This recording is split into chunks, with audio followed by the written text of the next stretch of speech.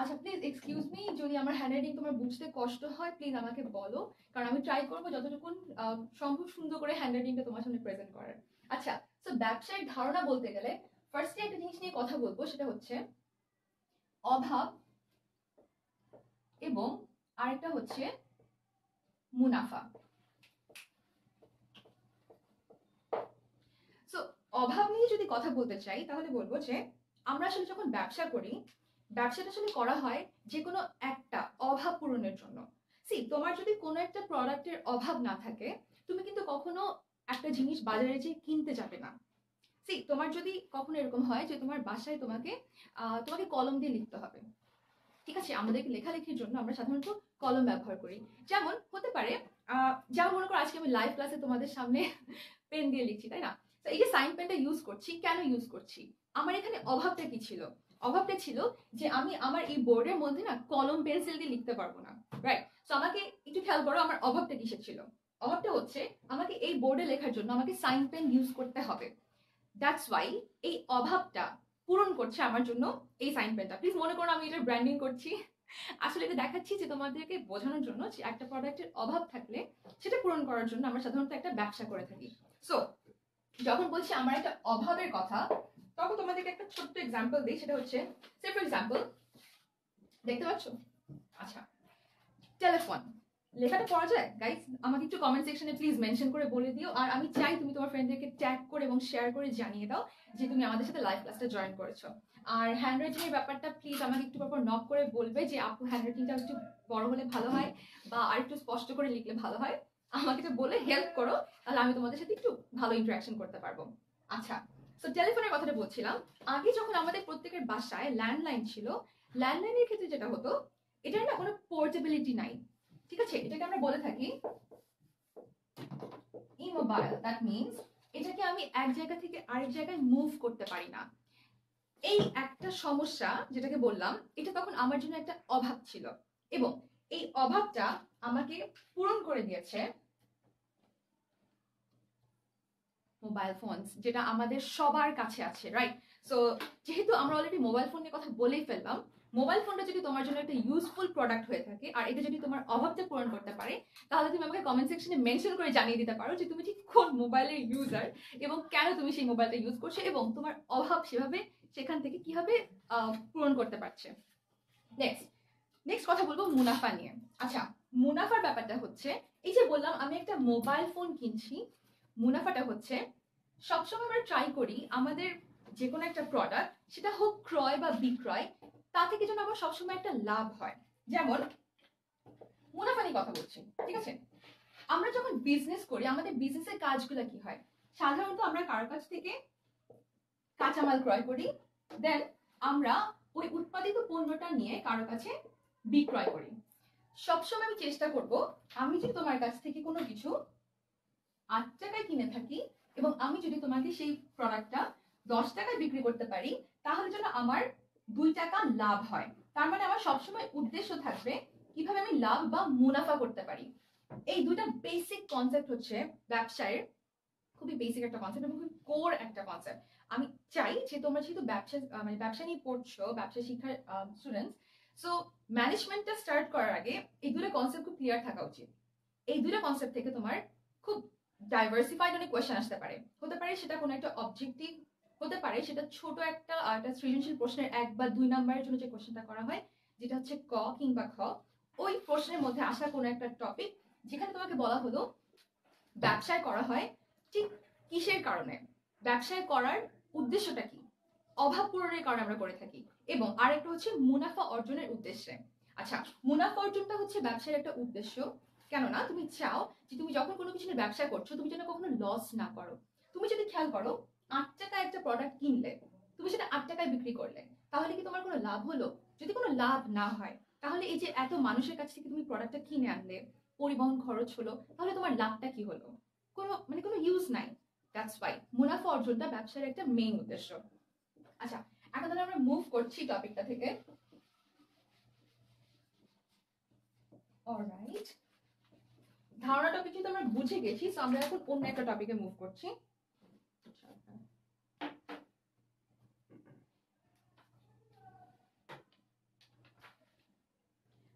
আমি তোমাদের সাথে কথা বলছিলাম।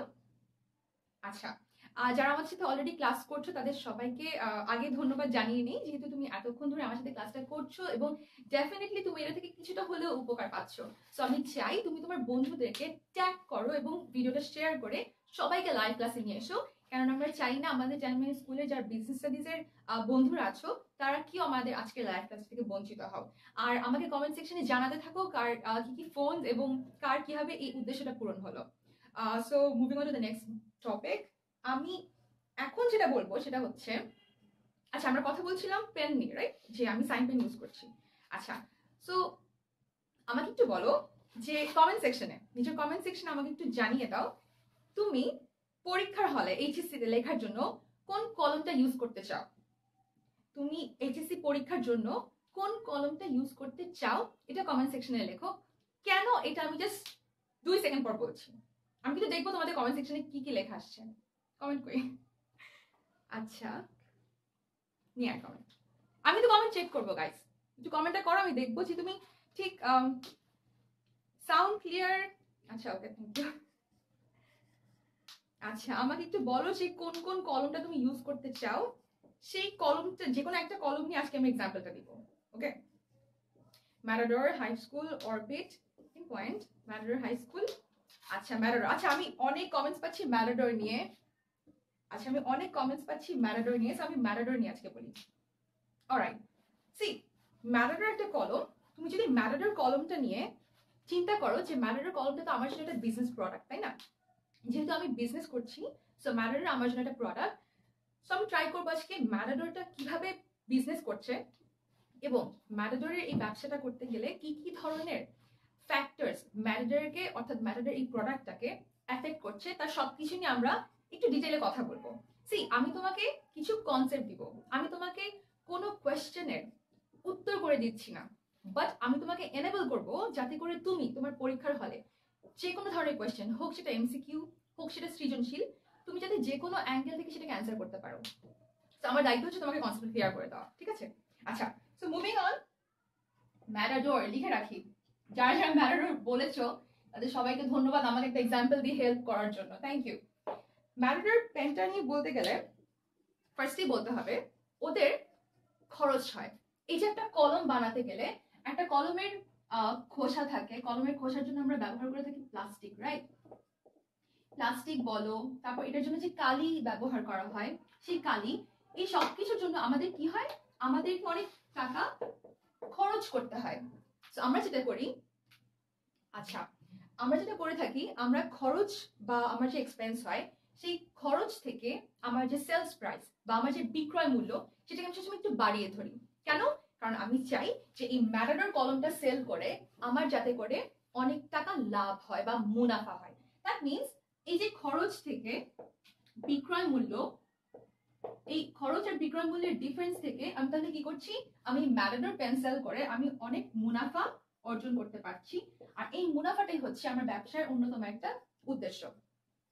আচ্ছা নেক্সট আরেকটা যেটা হয় ম্যাটাডোর পেনটা মানে বানাতে গিয়ে, সেটা হচ্ছে বাজারে তোমরা আমাকে ম্যাটাডোরের পাশাপাশি আরো অনেকগুলো নাম বলেছিলে, একটু দেখে নি। কেউ অরবিট বলেছিলে, আচ্ছা শামিম ভাইয়া সেজ হাই, হাই ভাইয়া। আচ্ছা পিন পয়েন্ট, ওকে, কেউ অনেকগুলো কলমের নাম বলেছো। সে বাজারে না ম্যাটাডোরের পাশাপাশি আরো কিছু নাম আছে। ম্যাটাডোরের পাশাপাশি আরো কিছু নাম বলতে গেলে একটা বলতে পারি পাইলট, আরেকটা বলতে পারি সেলো ফাইন্ডার, আচ্ছা সেলো। এই ধরনের যে কলমের নামগুলা, সে এগুলো না এক একটা ব্র্যান্ড নেম না, যে এক একটা কলমের এক একটা নাম। তুমি ম্যাটাডোরের নাম বললে কেন আরেকটা মানুষ সেলো দিয়ে পরীক্ষা দিবে? নিশ্চয়ই সে সেলোর একটা ফ্যান, সে সেলো পেন দিয়ে লিখে খুব আরাম পায় পরীক্ষার হলে। ওকে, সো এই যে বললাম পাইলট এবং সেলো, এই দুইটা নাম না ম্যাটাডোরের জন্য একটা অনেক বড় থ্রেট। ও ম্যাটাডোর মনে করে এই দুটা কলমের মার্কেট বা ওদের ক্রেতার সংখ্যা যদি বেড়ে যায় তাহলে ম্যাটাডোরের জন্য ক্রেতার সংখ্যা ফল করবে এবং এক্ষেত্রে কি হবে, ম্যাটাডোরের মার্কেটটা না ডাউন হবে। সো ওরা কি চায়, ওরা সবসময় চায় যে ম্যাটাডোর যেন সবসময় মার্কেটে একটা লিডিং পজিশনে থাকে, যেন সবাই ম্যাটাডোরের কলমটাই, যে যখন লাইভ সেকশনে জিজ্ঞেস করবো যে কারা কারা কোন কোন পেন দিয়ে পরীক্ষা দিচ্ছ, তার যাতে সবাই ম্যাটেরিয়ালের নামটা বলে, অন্য কোনো নাম যেন না আসে। এবং এই যে বললাম অন্য কোনো নাম আসা, এটাকে ও ধরে নেয় এটা একটা ঝুঁকি। অর্থাৎ মনে করে যে কোনো ধরনের অন্য কোনো কম্পিটিটরের নাম যদি চলে আসে তাহলে এটা ওর জন্য একটা পটেনশিয়াল থ্রেট। এবং এই থ্রেট বা এই ঝুঁকিটা হচ্ছে ব্যবসার একটা মানে অঙ্গাঙ্গিভাবে জড়িত একটা একটা ফ্যাক্টর। তুমি যে কোনো প্রোডাক্ট নিয়ে ব্যবসা করো না কেন, আমরা ম্যাটেরিয়াল নিয়ে কথা বলছি, কিন্তু যেহেতু আমরা এইচএসসি পরীক্ষা দিব, সো পেন সবার লাগবে। সো আমি কলম নিয়ে কথা বলতে পছন্দ করছি, যেহেতু তোমরা আমাকে এক্সাম্পল হিসেবে এটা দিয়েছো। আচ্ছা, সো ম্যাটেরিয়াল না হোক, যে কোনো ধরনের প্রোডাক্ট হোক, তাদের ক্ষেত্রে কি হয়, তারা সবসময় মনে করে যে আমার প্রোডাক্টের সাথে আমার প্রোডাক্টের জন্য বাজারে লিডিং পজিশনে থাকে, তার জন্য কোনো ধরনের কোনো থ্রেট না থাকে, তার জন্য কোনো সাবস্টিটিউট বাজারে না থাকে, লিডিং হতে চায় সে। যদি সে লিডিং হয় তাহলে কি হবে, তার বাজারটা প্রসারিত হবে। সবার মুখে মুখে যদি তার নাম থাকে, তার মানে হচ্ছে তার বাজারে তার ভোক্তা বা ক্রেতা সংখ্যা বাড়ছে, এবং এটা হচ্ছে ওদের জন্য একটা একটা মুনাফার জন্য একটা অনেক বড় ইন্ডিকেটর। ওকে, আরেকটা কাজ করতে হয়। তুমি তুমি বললে যে তুমি ম্যাটাডোর দিয়ে পরীক্ষা দিতে চাও, তুমি দোকানে গেলে, আচ্ছা তুমি যদি দোকানে যাও তাহলে দোকানে গেলে দেখলে বাজারে কোনো ম্যাটাডোর নাই, বাজারে যদি কোনো ম্যাটাডোর না থাকে তাহলে কি হবে, তোমাকে তখন বাজার থেকে একটা সেলো কিনে নিয়ে আসতে হবে। সি, তুমি কিন্তু সেলো কিনতে চাও নাই, বাট সরি আমার ঠান্ডা, অনেক ঠান্ডা লেগেছে, আর যেহেতু সিজনটাই এরকম, সো আমার মনে হয় এটার জন্য আমাকে একটু এক্সকিউজ করে দিতেই পারো। আর আমি একটু জাস্ট পজ নিয়ে একটু পানি খাবো তোমাদের কাছ থেকে, এটার জন্য আপুকে একটু টাইম দিও। সরি। তুমি যদি দোকানে যে একটা সেলো কিনে নিয়ে আসো, তাহলে কি হবে, ম্যাটেরিয়ালের ওদের মার্কেটটা না ডাউন হবে।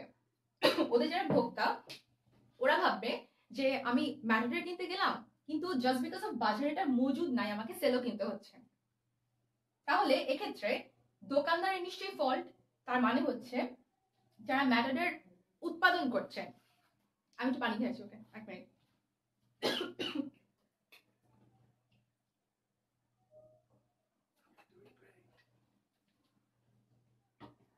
থ্যাংক ইউ গাইস আমাকে একটু এক্সকিউজ করার জন্য।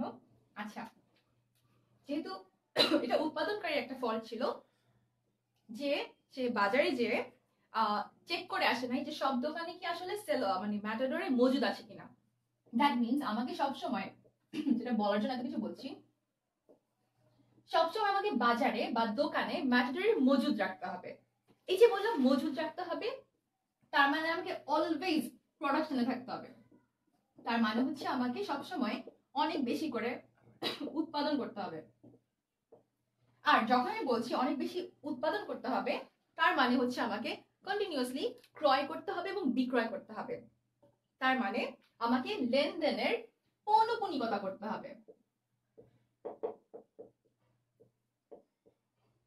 অনেক বড় একটা শব্দ না? এই শব্দটা না জানো, আমি যখন ফার্স্ট পড়েছিলাম পৌনঃপুনিকতা, আমি এটা মানে বুঝতাম না। আমার কাছে মনে হতো যে পৌনঃপুনিকতা অনেক বড় একটা ওয়ার্ড এবং এটা খুব ইউজলেস একটা ওয়ার্ড। আচ্ছা, একটু পানি খেয়েছি, এক মিনিট।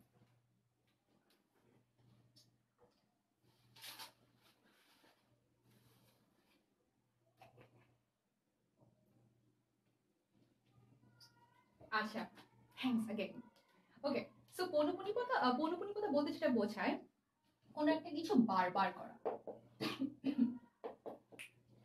দ্যাট মিনস আমাকে বারবার কাঁচামাল ক্রয় করতে হবে, বারবার উৎপাদন করতে হবে, বারবার বিক্রি করতে হবে, এবং খেয়াল রাখতে হবে যাতে আমার দোকানে কখনো এটা মজুদ শেষ না হয়। আচ্ছা, আমার গলার অবস্থা খুব খারাপ আর আমার খুব ঠান্ডা, তো এটার জন্য বারবার তোমাদের কাছ থেকে পজ নিয়ে পানি খাচ্ছি। আই গেস এটার জন্য আমাকে তোমরা মাফ করে দিবা। আরেকটা টপিক হচ্ছে ম্যাটেরিয়ালের কথা নিয়ে বলছিলাম। সি, ম্যাটেরিয়াল এমন একটা পেন, এমন একটা কলম বা এমন একটা প্রোডাক্ট যেটা তুমি ইজিলি বাজারে সেল করতে পারো। যদি আমি বলতাম আমি এখন একটা আমি নার্কোটিক্স নিয়ে কাজ করব, এমন কোনো কিছু যেটা আমাকে আসলে বাংলাদেশের সরকার উৎপাদন করার বৈধ কোনো অনুমতি দিচ্ছে না, এরকম অবৈধ কোনো কিছু নিয়ে না আমরা ব্যবসা করতে পারি না, অবৈধ কোনো কিছু নিয়ে আমরা ব্যবসা করতে পারবো না। দ্যাট মিনস ব্যবসা করতে গেলে তোমাকে সবসময় বৈধ জিনিস নিয়ে ব্যবসা করতে হবে। আচ্ছা হ্যাঁ, ম্যাটারের অনেক ভক্ত পাচ্ছি। নীলা, নাইম হাসান, সব ম্যাটার, ইমন, সব ম্যাটার। হ্যাঁ অ্যাকচুয়ালি আমি বলে রাখি যে আমি নিজেও ম্যাটার ইউজ করি। বিঙ্গো। আচ্ছা, নেক্সট হচ্ছে ম্যাটারের তোমরা কমেন্ট সেকশনে আরেকবার একটু গো থ্রু করো। ম্যাটারের তোমরা দেখবা, আমি নিজেও দেখি যে কেউ লিখছো হাই স্কুল, কেউ লিখছো অরবিট। সি অলরেডি তুমি দুটা পেয়ে গেছো। আচ্ছা, কেন আমি বললাম এটা, ম্যাটারের পেনের অনেক ভেরিয়েশন থাকে, কিসের পার্সপেক্টিভে ভেরিয়েশনটা থাকে? সি লেখার কালি তো সব একই বের হয়, কোথায় ডিফারেন্সটা থাকে? কলমের স্টাইলিং এ। কলমের স্টাইলিংটা অনেক ইম্পর্টেন্ট, যেটার কারণে কেউ ইউজ করছো অরবিট, রাইট, কেউ ইউজ করছো হাই স্কুল। সেই যে বললাম ম্যাটারের কোম্পানি যেহেতু তার একটা ব্যবসা, সরি, ব্যবসায়ীদের একটা সুযোগ থাকে, সেটা হচ্ছে যে কোনো সময় যে কোনো ধরনের স্টাইলে সে পণ্যটাকে মোড়কীকরণ করতে পারে। পণ্যটাকে যদি আমি আজকে এটা নিয়ে কাজ না করতাম, যদি আজকে আমি কাজ করতাম কোনো একটা জুস নিয়ে, জুসের বিভিন্ন ধরনের ফ্লেভারস থাকে না, আচ্ছা, তো এই ফ্লেভারিং এর কাজগুলা এটা কিন্তু ভেরিয়েশন থাকে। এই কারণেই বললাম যে যে কোনো ধরনের স্টাইল দেয়াটা, এই যে স্টাইলিং এর ক্ষেত্রে একটা স্বাধীনতা, খেয়াল করো কেন বলছি কথাটা, আমি বলছি আমরা যে কনসেপ্ট ক্লিয়ার করব, স্বাধীনতার ব্যাপারটা ব্যবসায়ের ক্ষেত্রে থাকে, এটাই হচ্ছে ম্যাটারের স্বাধীনতা ছিল। নেক্সট,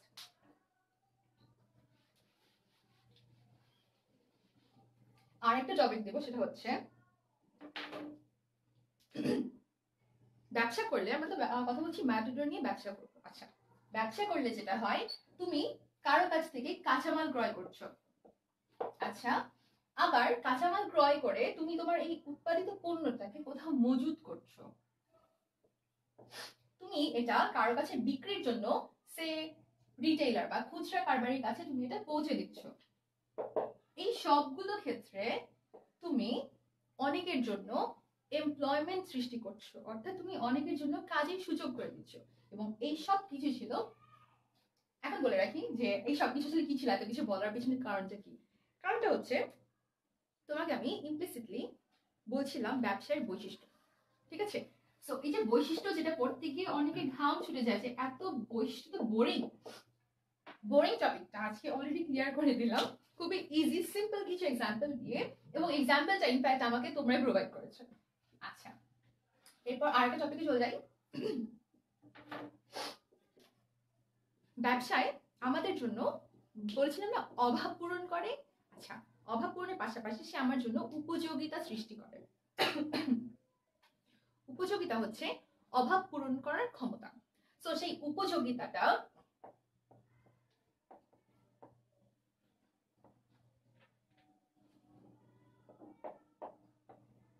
উপযোগিতা, আচ্ছা, ব্যবসায় এই উপযোগিতাটা আমাদেরকে বিভিন্নভাবে পূরণ করে থাকে। তো আমি তোমাদেরকে ছোট টাস্ক দিব, দেখি এটা পারো কিনা, কতটুকু পারো। সেটা হচ্ছে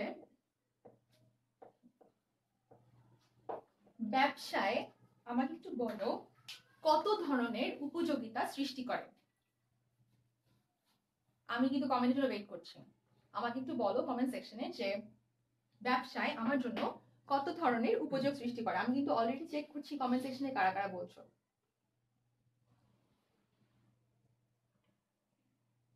উত্তর পাচ্ছি না, কি কেউ পারো না এটা? ব্যবসায় কত ধরনের উপযোগিতা সৃষ্টি করে এটা একটু আমাকে বলো। 4 5, আচ্ছা, অনামিকা, রিজওয়ান, পঙ্কজ, নিলয়, আব্দুল্লাহ, ওকে, আমি নিজেই বলে দিচ্ছি। আচ্ছা, যারা পারছো না মন খারাপ করো না, আমি চাই আজকে আমার সাথে ক্লাস করে এরপর যেন তোমার আর ভুল না হয়, এরপর যেন অন্য কোনো পাবলিহা জিজ্ঞেস করে তুমি যাতে রাইট অ্যান্সারটা দিতে পারো। ব্যবসায় আমার জন্য 7 ধরনের উপযোগিতা সৃষ্টি করে, অলরাইট। আচ্ছা, আমরা সবাই জানি ব্যবসায় আসলে 3টা বিষয় নিয়ে গঠিত, একটা হচ্ছে শিল্প, একটা বাণিজ্য, আর হচ্ছে প্রত্যক্ষ সেবা। সো এই যে ব্যবসায় বললাম 7 ধরনের উপযোগ সৃষ্টি করে, কারা কারা এই 7 ধরনের উপযোগ সৃষ্টিতে হেল্প করে এটা শিখবো। একটা হচ্ছে শিল্প, আরেকটা হচ্ছে বাণিজ্য। যেটা হয় শিল্প, শিল্প কি করে একটু কমেন্ট সেকশনে লিখো, আমি তো সবই বলে দিচ্ছি, তো তোমাদের কি শেখা হবে? শিল্প কোন ধরনের উপযোগিতা সৃষ্টি করে এটা একটু কমেন্ট সেকশনে লিখে আমাকে মেনশন করে জানিয়ে দাও। যারা 7 লিখেছো থ্যাংক ইউ সো মাচ। আমি একটু নামটা বলি, শুভ, মহিনুদ্দিন, ইসমাইল, আব্দুর রৌফ, গ্যাস আব্দুর রৌফ অনেকবার লিখেছো, 7টা। তোমরা যেটা পেরেছো সেটা আমি খুবই তোমাদেরকে ধন্যবাদ জানাচ্ছি। আর যারা পারোনি তাদের একদম মন খারাপ করো না। এক্স্যাক্টলি রাশেদ, অনামিকা, তোমরা রাইট অ্যান্সারটা দিয়েছো যে শিল্প আমার জন্য রূপগত উপযোগ সৃষ্টি করে। এক্স্যাক্টলি, দ্যাট মিনস শিল্প কয় ধরনের উপযোগ সৃষ্টি করে? 1 ধরনের উপযোগ সৃষ্টি করে। তাহলে বাণিজ্য 6 ধরনের উপযোগ সৃষ্টি করে, এটা তোমরা সবাই বুঝতেই পারছো। অলরাইট, তার মানে যেটা বলছিলাম, ব্যবসায় আমার জন্য 7 ধরনের উপযুক্তি সৃষ্টি করে, যার মধ্যে একটা করে শিল্প আর বাকি 6টা করে বাণিজ্য। সো আমরা এখন এটা একটু ইন ডিটেইলে দেখবো কিভাবে সে কাজটা করে। যেমন আমরা কথা বলছিলাম না ম্যাটাডর নিয়ে। আচ্ছা, ম্যাটাডর কলমের যে প্লাস্টিকের খোসা ব্যবহৃত হয় কিংবা এটার মধ্যে যে ভেতরের কলমের কালি থাকে, এই কালি কিন্তু অ্যাকচুয়ালি প্লাস্টিক না আমাদের ইন্ডিভিজুয়ালি কোনো কাজে লাগে না, বাট যখন এই দুটা দিয়ে তুমি একটা ম্যাটাডর কলম বানাতে পারছো তখন তোমরা ইজিলি সেটাকে এইচএসসি তে পরীক্ষা দেওয়ার জন্য ইউজ করে ফেলছো। এটাই ছিল উপযোগিতা যেটা কিন্তু তোমার কাছে ব্যবসায় নিয়ে আসছে। সে কি করছে? ফার্স্ট অফ অল সে কাঁচামাল ক্রয় করছে, কাঁচামাল ক্রয় করার পর সেটাকে একটা রূপগত উপযোগ দিচ্ছে, যে প্লাস্টিকের কি বলে প্লাস্টিকের সিলিন্ডারের মধ্যে সে কালিটাকে ভরে তোমার কাছে কলম হিসেবে একটা ফিনিশড প্রোডাক্ট নিয়ে আসছে। দেন এই ফিনিশড প্রোডাক্টটাকে সে এটাকে আমরা গুদামজাতকরণ করছি। তারপর মনে করো এটাকে তুমি ভোক্তাদের কাছে নিয়ে আসছো পরিবহনের মাধ্যমে। আর এই মজুতকরণের প্রক্রিয়ায় তোমার টাকা পয়সার প্রয়োজন হয়, তখন তুমি ব্যাংকের কাছে যাচ্ছ, বীমা করছো যাতে রাস্তায় এটা হারিয়ে না যায়। দেন ফাইনালি তোমার কাছে একটা ফিনিশ প্রোডাক্ট আসছে যেটা হচ্ছে আমার জন্য সত্যগত উপযোগ সৃষ্টি করছে। আচ্ছা, যদি তুমি এটা বুঝতে পারো তাহলে আমরা এখন যেটা দেখবো সেটা হচ্ছে, আচ্ছা তোমরা যেসব জিনিস খুব ইজিলি পারো, শিল্প কয় প্রকার, বাণিজ্য কয় প্রকার, এগুলা আমার মনে হয় না লাইভে দেখার প্রয়োজন আছে। আমরা শুধু সেগুলাই দেখবো যেগুলো স্টুডেন্টদেরকে খুব সাফার করতে হয় এবং যেটার কনসেপ্টে ক্লিয়ার করে দেওয়াটা ইম্পর্টেন্ট। ফর এক্সাম্পল, আচ্ছা একজনের ফোন বাজছিল, don't get scared, it's okay. আচ্ছা, তো এখন যেটা দেখবো সেটা হচ্ছে, আই গেস এটা দেখতে পাচ্ছ,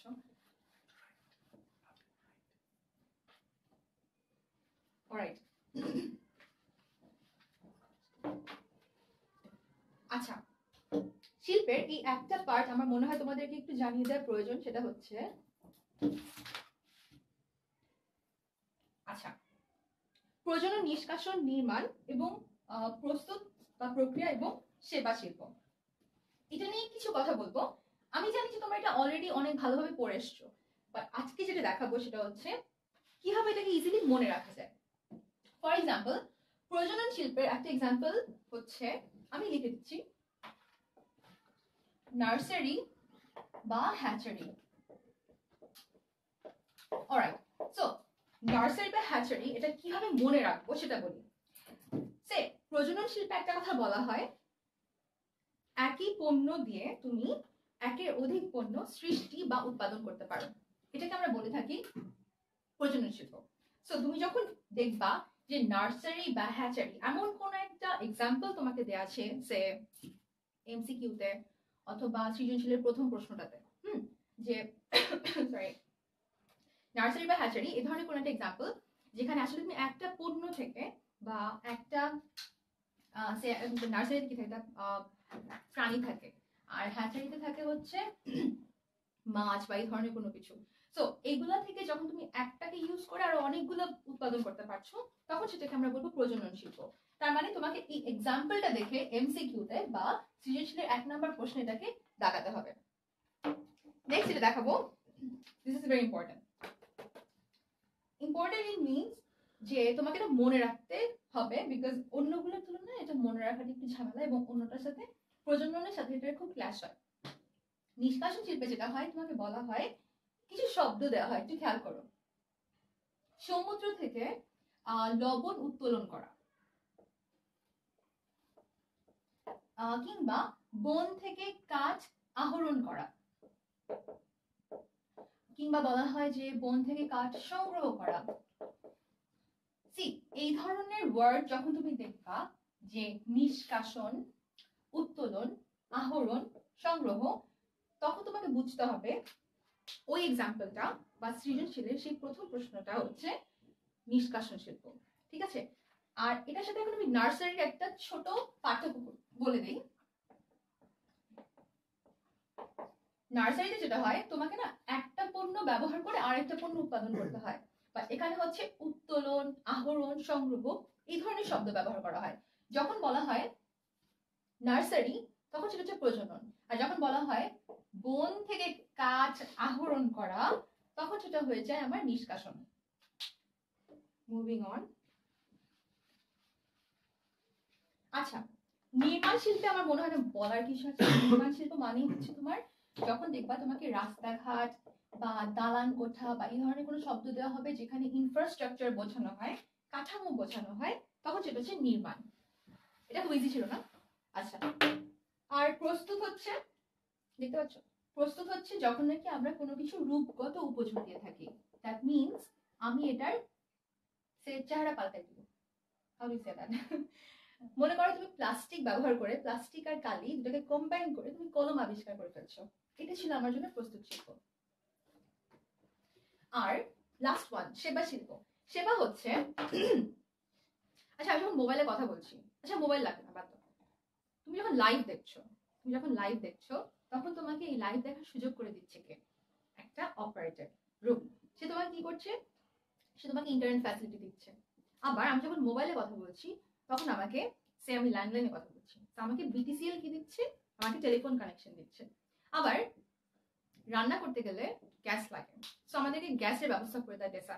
দ্যাট মিনস যখন দেখবা বিটিসিএল, রবি, তারপর মনে করো তোমার বিআরটিসি, এমন কোন একটা নাম বললো যেখানে তোমাকে কোনো একটা প্রোডাক্ট সে তোমাকে হাতে করে নিয়ে দিয়ে যাচ্ছে না, সে তোমার কাছে একটা সেবা দিচ্ছে একটা নির্দিষ্ট টাকার বিনিময়ে, তখন তুমি সেটাকে বলে থাকো সেবা পরিবেশক শিল্প।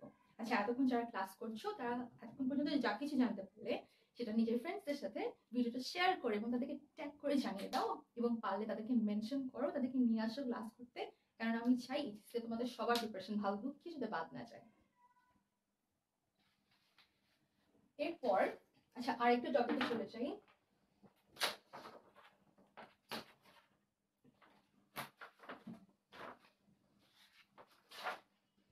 আরেকটা টপিক, এটাও তোমার শিল্পের অন্তর্গত, এবং এটা নিয়ে অনেক স্টুডেন্টকে আমি অনেক সাফার করতে দেখি, এবং এটা নিয়ে আজকে আমি তোমাদের চাই আজকে ক্লাসের পর যাতে আর কারো কোনো ধরনের কোনো প্রবলেম না থাকে। ঠিক আছে?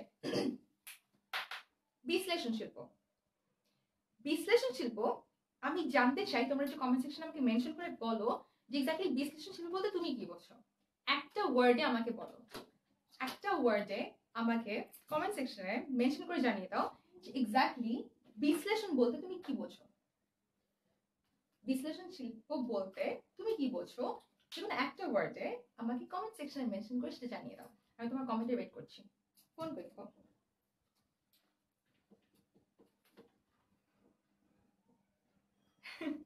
তানভীর, নাইস। আমি কিছু বুঝি না, এখন বুঝতে পারবা। অ্যানালিটিক্যাল সার্ভিস, মুনতাসির, হ্যাঁ নাইস। আর আচ্ছা, ওকে ওকে, একটা এক্সাম্পল দিই আগে। সে ফর এক্সাম্পল, তুমি কয়লা থেকে, কয়লা বলতে আমি খনিজ কয়লা বোঝাচ্ছি, ঠিক আছে? তুমি খনি থেকে কয়লা উত্তোলন করে তুমি এখান থেকে না অনেক কিছু বানাতে পারো। সে তুমি ন্যাপথালিন বানাতে পারো, তুমি কোক, এটা আসলে কোলা না, এটা কোক একটা কয়লার নাম। আচ্ছা, তুমি কোক কয়লা বানাতে পারো, তুমি সে আর কি মানে পেট্রোলিয়াম, রাইট? আচ্ছা, কয়লা থেকে তুমি আরেকটা যেটা বলা হয় সেটাকে বলা হয় রেসিডুয়াল। এই রেসিডুয়ালটাকে দিয়েও তোমার অ্যাক্টিভেটেড কার্বন এবং আরো অনেক কিছু ব্যবহার করা হয়, যেটা নাকি তোমার বিউটি প্রোডাক্টস হিসেবে ইউজ করা হয়। অলরাইট, সো কয়লা একটা এক্সাম্পল ছিল। এই একটা এক্সাম্পলকে যখন খনি থেকে উত্তোলন করা হয় তখন সেটা আমার কোনো কাজে লাগে না। দ্যাট মিনস সেটা আমার জন্য কোনো উপযোগিতা তৈরি করতে পারে না। আগে বলেছিলাম ব্যবসায়কে অবশ্যই কোনো না কোনো একটা উপযোগিতা তৈরি করতে হবে, আর যেহেতু খনিজ কয়লা আমার কোনো উপযোগিতা তৈরি করতে পারে না, দ্যাট মিনস এটাকে আমরা কি করি, ভেঙে ফেলি। এই একটা ব্যাপারকে আমরা ভেঙে ফেলি। ভেঙে অনেকগুলা কোনো কিছু ভাঙলে কি হয়, টুকরো টুকরো হয়ে যায়। আচ্ছা, সেই একটা টুকরাকে আমরা বলি ন্যাপথলিন কোক রেসিডুয়াল বা অ্যাক্টিভেটেড কার্বন। সো এই যে বললাম একটা প্রোডাক্টকে ভেঙে অনেকগুলো প্রোডাক্ট করা যায়। সি, এটা কিন্তু সবগুলা এক একটা পণ্য, এটা কিন্তু কোনোটা ভাঙা টুকরা না। হ্যাঁ, এটা হচ্ছে এক একটা পণ্য। সো তুমি যখন একটা পণ্যকে ভেঙে আর অনেকগুলো ফিনিশড গুডস বা প্রোডাক্ট বা পণ্য বানাতে পারছো, তখন সেটাকে আমরা বলে থাকি বিশ্লেষণ শিল্প। আচ্ছা, এক্সাম্পল গুলা আমার মনে হয় এখান থেকে তোমার এক্সাম্পল গুলো খুব ভালোভাবে জেনে রাখা উচিত, কারণ আসলে এক্সাম্পলের চেহারা দেখে না বলে দেওয়া যায় যে এটা আসলে এমসিকিউ তে বলো বা সৃজনশীলে বলো এটা কিসের আন্ডারে পড়বে। আরেকটা হচ্ছে যৌগিক শিল্প। যৌগিক শিল্পের এক্সাম্পলটা আমরা জানি সব বইয়ের মধ্যে না এগুলো কমন পাওয়া যায়, তাই না? তুমি যার বই পড়ো না কেন তুমি দেখবা এই টপিকগুলো ওখানে খুবই কমন। সার, সাবান, সিমেন্ট, রাইট? হ্যাঁ, খুবই কমন এক্সাম্পল সার, সাবান, সিমেন্ট। আচ্ছা, সার, সাবান, সিমেন্টের ব্যাপারটা হচ্ছে এটাকে বলা হয় যে অনেকগুলো পণ্য একত্রীকরণ করে এটা করা হয়। দ্যাট মিনস এখানে যে ওয়ার্ডটা মনে রাখতে হবে তা হচ্ছে একত্রীকরণ করা হয়। আর একত্রীকরণ ওয়ার্ডটা দিয়ে না আসলে এক্সাম্পলটা চেনাটা একটু মুশকিল, কয়লার মতো কিন্তু এটা ইজি না। তো আমি যেটা বলে থাকি, সার, সাবান, সিমেন্টের ক্ষেত্রে অনেকগুলো প্রোডাক্ট ইউজ করা হয়। যেমন তুমি যদি বলে থাকো সাবানের কথা, সাবান বানাতে চর্বি প্রয়োজন হয়, কি লিখলাম, ক্ষার ব্যবহৃত হয়, বিভিন্ন ধরনের অ্যারোমা ইউজ করা হয়, বলে যে সুগন্ধি ইউজ করা হয়, ওইটাই। তো তুমি যখন চর্বি, ক্ষার এবং সুগন্ধি দিয়ে একটা সাবান তৈরি করছো, তখন কি হয়, এই যে কোনো একটা প্রোডাক্ট না সাবান হয়ে যাওয়ার পর এই ফর্মে আর ফেরত আসতে পারে না। দ্যাট মিনস সাবানটা হতে পারে সেটা লাক্স সাবান, রেগুলার নাম ইউজ করলাম, লাক্স সাবানটাকে তুমি ভেঙে কখনোই চর্বি, ক্ষার, অ্যারোমা আলাদা আলাদা করতে পারবা না। দ্যাট মিনস যখন তোমাকে এরকম একটা প্রোডাক্ট দেওয়া হবে যেখান থেকে তুমি প্রিভিয়াস কোনো একটা ফর্মে ফেরত যেতে চাও কিন্তু পারো না, তখন সেটাকে আমরা বলে থাকি যৌগিক শিল্প। ভেরি ইজি, তুমি যদি জাস্ট এক্সাম্পলটা মনে রাখো তাহলে তোমার জন্য এটা খুব ইজি হয়ে যাবে। আর যেহেতু তোমাকে আমি এত ভালো ভালো টিপস শিখে দিচ্ছি, সো আমি চাই তুমি তোমার ফ্রেন্ডসদেরকে ট্যাগ করে শেয়ার করে লাইভে নিয়ে আসো, যাতে করে তারাও উপকৃত হয়। আর নেক্সট, প্রক্রিয়া ভিত্তিক। প্রক্রিয়া ভিত্তিকটা হচ্ছে, আমি এক্সাম্পল দিয়ে দিই, তুলা, পাট আঁশ, সরি পাট আঁশ তো হয় না, পাটের আঁশ হয়, পাটের আঁশে চন্দ্রবিন্দু হবে। আচ্ছা, চন্দ্রবিন্দু সময় আমার গন্ডগোল হয় কারণ এই অ্যালফাবেটটা ইউজ বাংলায় কম, তো আমি নিজেও ভুল করি অনেক সময়। তুলা, পাটের আঁশ, এই দুটার ক্ষেত্রে যেটা হয় যে গাছ থেকে তুলা কালেক্ট করার পর ওটাকে না ইউজ করা সম্ভব হয় না, এটাকে অনেকভাবে এই তুলাটাকে প্রসেস করা হয়। আবার যদি বলে থাকি তুলা থেকে সুতার কথা, সুতা, তুলা থেকে ফার্স্টে ছোট ছোট করে আঁশ আলাদা করা হয়, সেই আঁশ থেকে লম্বা করে ইয়ার্নস বানানো হয়, দেন সেখান থেকে আসে আমার সুতা। তার মানে এই প্রত্যেকটা ফর্মের অনেকগুলো প্রক্রিয়া আছে। সো যখন তোমাকে এরকম কোনো একটা এক্সাম্পল দেওয়া হবে, এবং মোস্টলি না এই ধরনের এক্সাম্পলই দেওয়া হয়, তখন তুমি বুঝবা যে যেহেতু অনেকগুলো প্রসেসের মধ্য দিয়ে আসে, তার মানে এটা হচ্ছে প্রক্রিয়া ভিত্তিক শিল্প। লাস্টলি, সংযোজন শিল্প। সংযোজন শিল্পের এক্সাম্পল হচ্ছে মোটর গাড়ি, কম্পিউটার, মোবাইল ফোন। সো সংযোজন বোঝানোর আগে আমি যেটা বলতে চাই সেটা হচ্ছে, এই ওয়ার্ডটা সবাই একটু মনে রাখো এবং আমার সাথে কয়েকবার বলো যে সংযোজন মানে হচ্ছে হার্ডওয়্যার, সংযোজন মানে হচ্ছে হার্ডওয়্যার, সংযোজন মানে হচ্ছে হার্ডওয়্যার। দেখো আমি এক্সাম্পল গুলো কি দিলাম তোমাকে, কম্পিউটার, মোবাইল, আরো কিছু বলতে পারো, সে তুমি বলতে পারো মডেমের কথা। আচ্ছা, কম্পিউটার, মোবাইল, মডেম সবগুলোর মধ্যে একটা জিনিস কমন, সেটা হচ্ছে সরি সবগুলোকে আমরা বলে থাকি হার্ডওয়্যার। দ্যাটস ওয়াই যখন তোমাকে এই ধরনের কোনো একটা এক্সাম্পল দেওয়া হবে, ইজিলি লিখে দিবা যে দ্যাট ইজ সংযোজন শিল্প। ওকে, এই টপিক ডান। আই গেস এই টপিকে আর ফার্দার তোমার কোনো ঝামেলা হবে না। নেক্সট টপিকে চলে যাই। যেহেতু আমরা ব্যবসায় নিয়ে এতক্ষণ পর্যন্ত বেসিক কিছু কনসেপ্ট ক্লিয়ার করে ফেলেছি, এখন আমরা আরেকটা যেটা টপিক ক্লিয়ার করবো সেটা হচ্ছে বাংলাদেশে ব্যবসায় করতে গেলে কি কি ধরনের প্রবলেম হয়। বাংলাদেশে ব্যবসায় করতে গেলে কি কি ধরনের সমস্যা হয় এটা একটু বলে রাখি। জাস্ট বলি বিডি প্রবলেমস। হ্যাঁ, এত ইন ডিটেইলে না যাই। BD problems. বাংলাদেশে ব্যবসায় করতে গেলে তোমার কোন প্রবলেমটা মনে হয় মুখ্য সেটা আমাকে কমেন্ট সেকশনে মেনশন করে জানিয়ে দাও। আমি এখানে আমার যা যা মনে হয় প্রবলেম সেগুলো লিখবো, তো তুমি তোমারটাও মেনশন করো।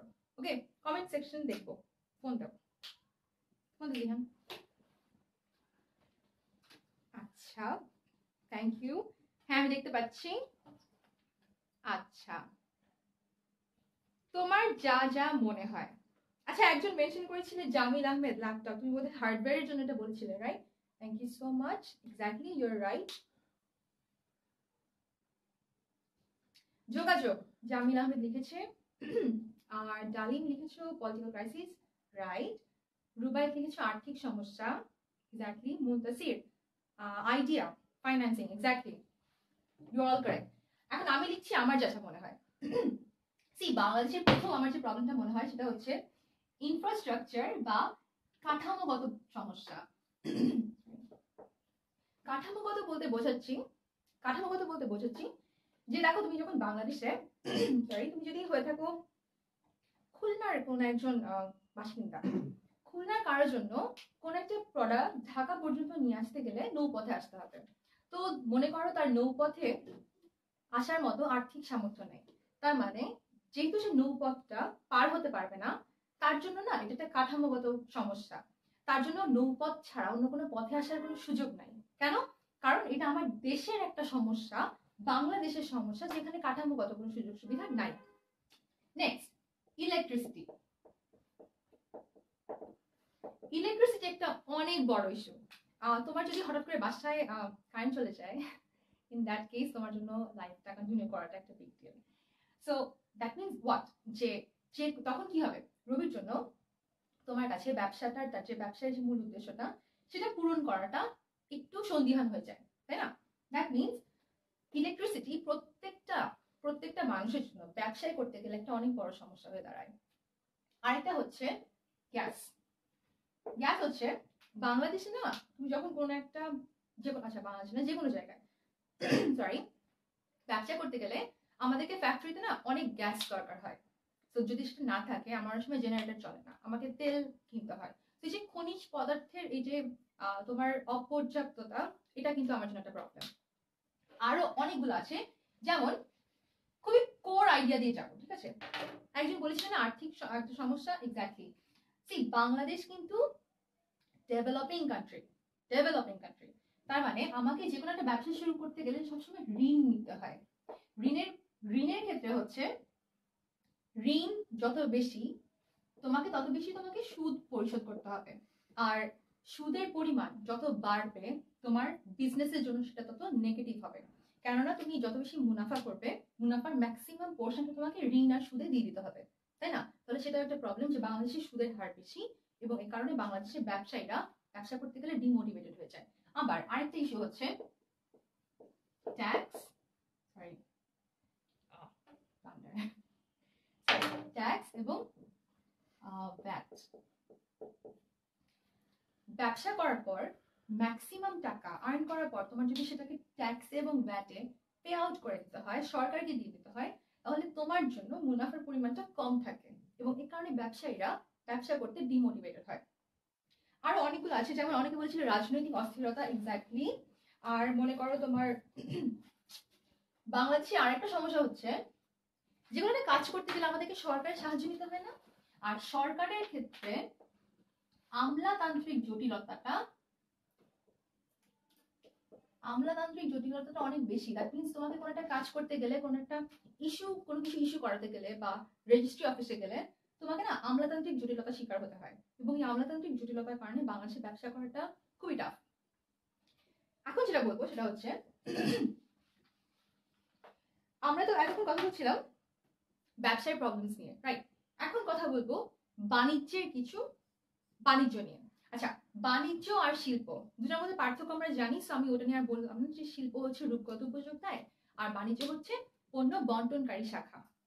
সো বাণিজ্য নিয়ে এখন কথা বলি, যে বাণিজ্য আসলে কি কি করে, বা মানুষ কেন শিল্পের ক্ষেত্রে না যেয়ে বাণিজ্যের দিকে যেতে চায়। বাণিজ্য নিয়ে কথা বলতে গেলে বলতে হবে বাণিজ্য পণ্য বন্টনকারী শাখা। এটা আর না বলি, বাণিজ্য পণ্য বন্টনকারী শাখা ছাড়াও বাণিজ্যের 6টা কাজ হয়, রাইট? বাণিজ্যের 6টা কাজ। আমি জানি তোমরা সবাই এটা জানো, এসএসসি থেকে পড়ে এসছো, তাও আমাকে একটু কমেন্ট সেকশনে মেনশন করে বাণিজ্যের 6টা কাজ কি কি সেটা আমাকে লিখে দাও। আমি জানি তুমি পারো, খুবই ইজি, এইচএসসি এটা যে কোনো ফর্মে আসতে পারে। তাও আমি চাই তুমি আমাকে একটু লাইভে মেনশন করে বলে দাও, যাতে আপু জানতে পারি যে আমার স্টুডেন্টরা কতটুকু অ্যাকচুয়ালি এটা সম্পর্কে জানে, বা আমি কি রাইট ট্র্যাকে আগাচ্ছি কিনা। যে বাণিজ্য কোন 6 ধরনের প্রবলেম দূর করে, বা প্রতিবন্ধকতা দূর করে, বা উপযোগিতা সৃষ্টি করে, বা যে 6 ধরনের কাজ করে। কমেন্ট দেখবো। আচ্ছা, comments. Okay, comments are coming. Yeah, exactly. আচ্ছা, আমি just বলেছি কোন 6 ধরনের উপযোগিতা সে সৃষ্টি করে। আমি তো কমেন্ট দেখছি, একটু কমেন্ট করে বলে দাও। আচ্ছা, মার্কেটিং। মুন্তাসির আরো বলো। শাওন বলেছে সময়গত, রাইট? আচ্ছা, সবগুলো পেয়ে গেছি, বাট কেউ 6টা আমাকে একসাথে দাওনি। আচ্ছা, তো যেটা করা হয়, বাণিজ্য আমার জন্য সত্যগত উপযোগ সৃষ্টি করে, এবং এই সত্যগত উপযোগটাকে আমরা বলে থাকি ক্রয় বিক্রয় করা, বা এটাকে আরো বলা হয় ট্রেড। আবার বাণিজ্য আমার জন্য যেটা করে থাকে, আমার স্থানগত প্রতিবন্ধকতা দূর করে থাকে, বা আমার জন্য স্থানগত একটা উপযোগিতা সৃষ্টি করে থাকে। দ্যাট মিনস এই কাজটা আমার জন্য করে থাকে পরিবহন। এগুলো কিন্তু সব জানা কথা তোমার, তাই না? আমাকে অনেক বন্ধুরা লিখে পাঠিয়েছে, আমি তোমাদের থেকেই নিয়ে দেখছি। আর হচ্ছে অর্থগত। অর্থগতর জন্য যখন আমাকে ঋণ নিতে হয়, তখন আমাকে লোন ফ্যাসিলিটিস গুলো দেয় ব্যাংক। আরো রয়েছে ঝুঁকিগত। আমার যখন কোনো একটা পণ্য এক জায়গা থেকে আরেক জায়গায় নিয়ে যাওয়া হয়, তখন কি হয়, তোমাকে এই যখন এক জায়গায় নিয়ে যাওয়া হয়, তখন অনেক সময় হয় যে তোমার একটা ঝুঁকি কাজ করে, যে হতে পারে আমার পণ্যটা রাস্তায় হারিয়ে গেল বা নষ্ট হয়ে গেল। তখন আমার বন্ধু, মানে একদম পরম বন্ধু হয়ে আমার কাছে আসে বীমা। এছাড়াও ঝুঁকিগত ছাড়াও তোমার আরো থাকে যে জ্ঞানগত। আচ্ছা, জ্ঞানগত হচ্ছে সে তুমি ম্যাটাডোর পেন বানালা, বাট কেউ জানে না যে ম্যাটাডোর নামে একটা পেন বাজারে পাওয়া যায়। তখন সেটা কি হবে, ম্যাটাডোর নামে যে পেনটা বাজারে পাওয়া যায় সেটা সম্পর্কে তার কাছে আমার মার্কেটিং বা বিপণন করতে হবে। আরেকটা হচ্ছে যখন কালগত উপযোগ সৃষ্টি করে, অর্থাৎ আমার বাণিজ্য যখন একটা নির্দিষ্ট সময়ের মধ্যে থেকে আমাকে কাজটা করতে হয়, তখন আমি কি করি, সময়ের যে একটা ল্যাপস এটাকে দূর করার জন্য আমি তখন সেটাকে গুদামজাতকরণ করি। এই ছিল তোমাদের জন্য বাণিজ্য সম্পর্কে একটা খুবই বেসিক কনসেপ্ট। আর আমার মনে হয় আমি তোমাদের 10টার সময় যে ক্লাসটা নিব, সেখানে বাণিজ্য এবং বাংলাদেশের বাণিজ্য এবং শিল্পের আরো কিছু অ্যাসপেক্ট নিয়ে কথা বলবো। সেটার জন্য তোমাকে যেটা করতে হবে, তোমাকে রাত 10টার দিকে আমাদের নেক্সট লাইভ ক্লাসে জয়েন করতে হবে, এবং তোমাদের ফ্রেন্ডসদেরকে ট্যাগ করে এবং শেয়ার করে সেটা জানিয়ে দিতে হবে। আচ্ছা, এখন আমি তোমাদেরকে যেটা দেখাবো সেটা হচ্ছে, তোমরা সবাই জানো আমাদের 10 মিনিট স্কুলের, আচ্ছা আমাদের 10 মিনিট স্কুলের যে ওয়েবসাইটের থ্রুতে আমরা আসলে কাজগুলো করি, সেখানে হোম পেজে গেলে তুমি দেখতে পাবে যে আমাদের অনেকগুলো মেনু আছে, রাইট? দেখতে পাচ্ছ?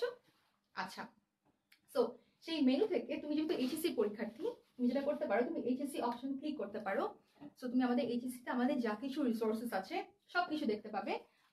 দেখতে পাচ্ছ যে এখানে অনেকগুলো অপশন আছে, আমাদের অনেকগুলো সাবজেক্ট আছে।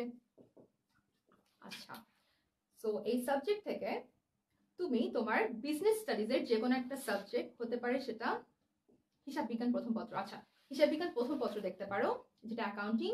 আচ্ছা অ্যাকাউন্টিং থেকে আমাদের অনেকগুলো কুইজের ফেসিলিটি আছে, তুমি অনেকগুলো কুইজ অ্যান্সার করতে পারো, তুমি তোমার মার্কসগুলোকে আমাদের সাথে শেয়ার করতে পারো, এবং এই মার্কসের বেসিসে কিন্তু তোমাকে অনেক পয়েন্টসও দেওয়া হয়। সো এই ছিল আমাদের টেমিয়া স্কুলের ওয়েবসাইট, যা কিনা এইচএসসি স্টুডেন্টের জন্য অনেক রিসোর্স নিয়ে এসছে। আমার মনে হয় তুমি সেটা চেক করতে পারো। আর আশা করি আমাদের লাইভ ক্লাসটা আজকে বেশ ইম্প্যাক্টফুল ছিল। সো 10টার লাইভ ক্লাসে আবার দেখা হবে। Till then bye, take care.